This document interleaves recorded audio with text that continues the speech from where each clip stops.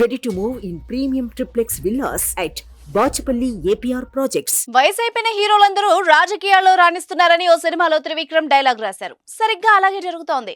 లోక్సభ ఎన్నికల బరిలో సినీ, టీవీ నటులు 20 మందికి పైగా వివిధ పార్టీల నుంచి పోటీ చేస్తున్నారు. ఇందులో ఎక్కువ మంది బీజేపీ తరపునే రంగంలోకి దిగారు. ఇప్పటికే రాజకీయంగా అనుభవం సంపాదించి పార్లమెంట్ ఎగువ, దిగువ సభలకు ప్రాతినిధ్యం వహించిన వాళ్లతో పాటు తొలిసారి అదృష్టాన్ని పరీక్షించుకుంటున్న తారలు ఇందులో ఉన్నారు.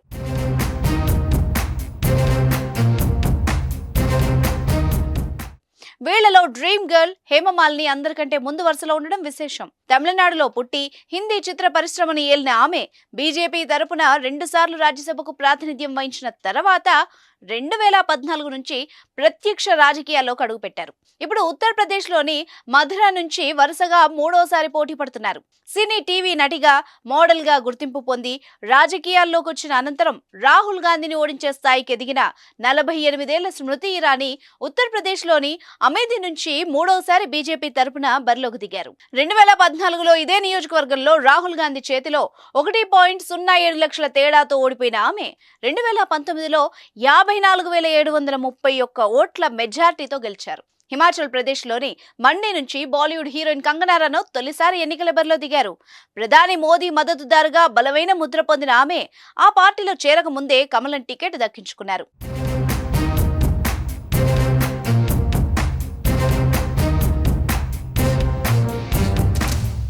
మేరర్ నుంచి టీవీ రాముడు, అరుణ్ గోవిల్ బీజేపీ తరపున అదృష్టాన్ని పరీక్షించుకుంటున్నారు.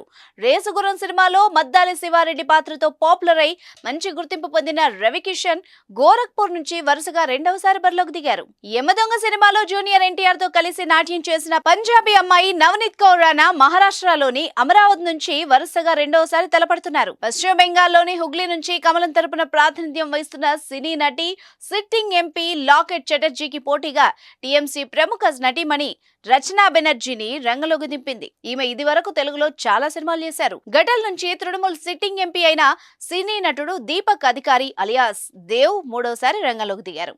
ఆయన్ను అడ్డుకోవడానికి BJP Kharagpur town sitting MLA అయిన మరో సినీ నటుడు హిరణయ్ చటోపాధ్యాయను బరిలోకి దింపింది. తూటాలా పేలే డైలాగులతో షాటన్ గా పేరు తెచ్చుకున్న సీనియర్ సినీ నటుడు అసన్సోల్ సిట్టింగ్ ఎంపీ శత్రుఘ్న సింహ వరుసగా 2వసారి తృణమూల్ కాంగ్రెస్ తరపున బరిలోకి దిగారు. ఆయనకు పోటీగా తొలుత భోజ్పురి గాయకుడు, సినీ నటుడు పవన్ సింగ్ ను బీజేపీ నిలిపింది. మహిళల్ని కించపరిచేలా పాటలు పాడారన్న ఆరోపణలతో ఆయన్ని తప్పించింది. బర్ధమాన్ దుర్గాపూర్ ఎంపీ ఎస్ సహువాలియాకు ఇక్కడ టికెట్ వచ్చింది.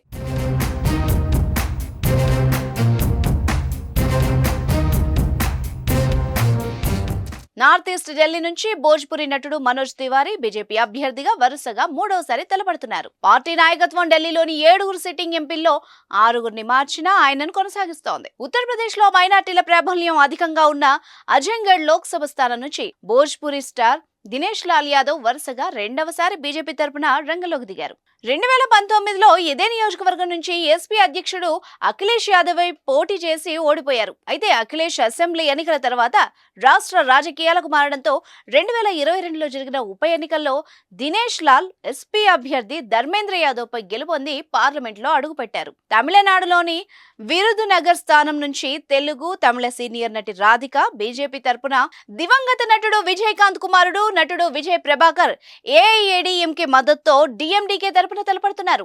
కేరళలోని త్రిశూర్ నుంచి రాజ్యసభ సభ్యుడు, పోలీస్ చిత్రాలకు మారుపేరైన సీనియర్ మలయాళ నటుడు సురేష్ గోపి బీజేపీ తరపున బరిలో నిలిచారు.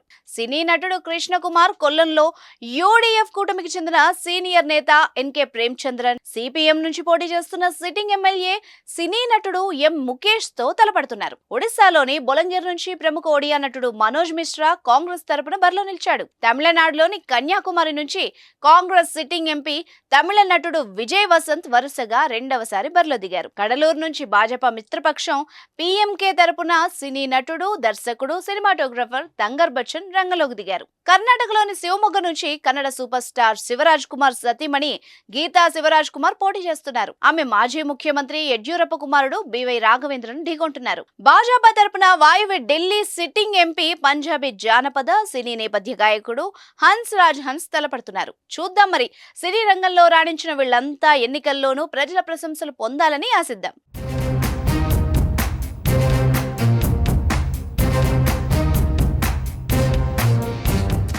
సుమన్ టీవీలో మీ పర్సనల్ అండ్ బిజినెస్ ప్రమోషన్స్ కోసం కింది నెంబర్కి కాంటాక్ట్ చేయండి.